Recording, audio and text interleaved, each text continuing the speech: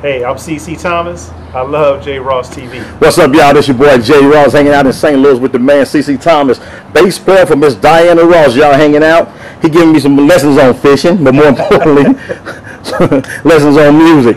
Hey, CC, talk to my viewers about what we talked about earlier about the professionalism of playing with someone of legendary status like this. Oh man, you know, basically, with a legend like that, you know, the music is the music, and so basically, I just try to do what that music requires. You know, Motown.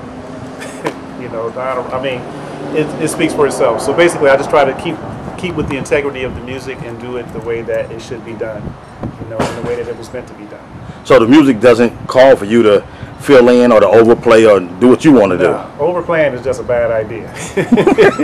You know, in any situation.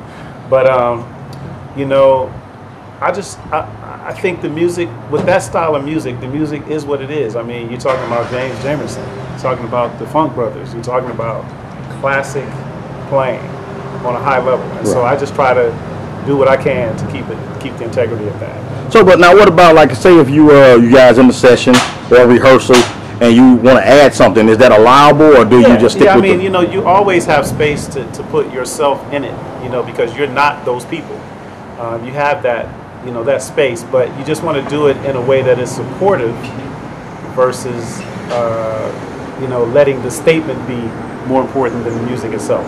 So you always have room for that. So, you know, I get to do that. So now what about the, I guess the word I'm looking for is the etiquette of being, you know, tour bus etiquette or stage present etiquette and that type of noise? Yeah, well, you know, okay. But before you answer, let me ask you this, though, along with that, is the etiquette different, say, like when you play for Jeffrey Osborne or Peebo or all these other people, as opposed to playing for Diana Ross?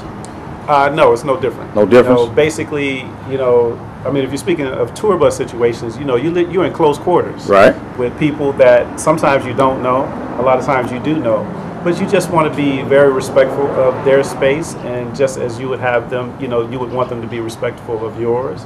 And, you know, you just make it work. You know, you become a family. You're usually spending a lot of time together if you're on a tour like that, and so you get to know each other and you get to love each other, and you try to treat it like that. It becomes a family.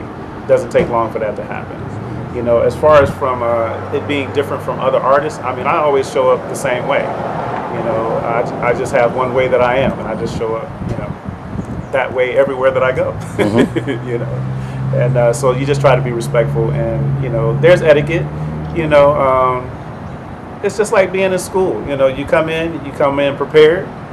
You come in to learn what it is that they need you to do, and you come in prepared to do that, as opposed to, you know, being self-expressive in terms of what you might want to do. You come into the situation and you evaluate the situation, and then you do what they need you to do. So what are some of the things that might get you sent home then, you know, on a gig like this? Since you get you sent home, not being on time, Yeah. You know, not knowing what you're supposed to play, just all the classic things. You know, you got to have all of those things in place. Basically, if you're prepared and you're being professional, and you know, that's all you really need as far as not getting sent home. Yeah. You know? Sometimes you're gonna get sent home though. I mean, if somebody just doesn't like what you're doing, you're playing. For what, you know, it could be personal, it could be you're playing, it could be a look, it could be, you know, there's a lot of reasons there are a lot of things that people are looking for, and, you know, but all you can do is come in prepared and ready to do what you know that job requires. Right. Other than that, it's in God's hands. Like, you know, the story that we were talking about earlier is, I think the highest compliment that a musician can get in terms of being professional is that when you come in, you don't disrupt what has been established before you. You come in prepared to do exactly what was done before you. Come in that way. And then, you know, inevitably, your style or your sensibility is going to be in that, and it's also going to start to emerge as you become more comfortable and as you feel where you can take liberties. But most of the time, the ultimate compliment is when you're on stage with someone and they didn't even realize that you know, they change personnel. Right. You know. That's awesome. I mean, that's the ultimate compliment. That means that your preparation was right, and that means that they feel very comfortable with what you're doing, and there's nothing that disrupts them, their comfort level as the artist. So. Yeah. Well, growing up, you played for a lot of people. You started off when you were about 17, and playing. So what's some of the negative stuff that stuck with you that you learned from and grew out of? Negative stuff? You know, I've been real blessed, man. I haven't had a lot of really bad situations. A lot of the places that I've wound up,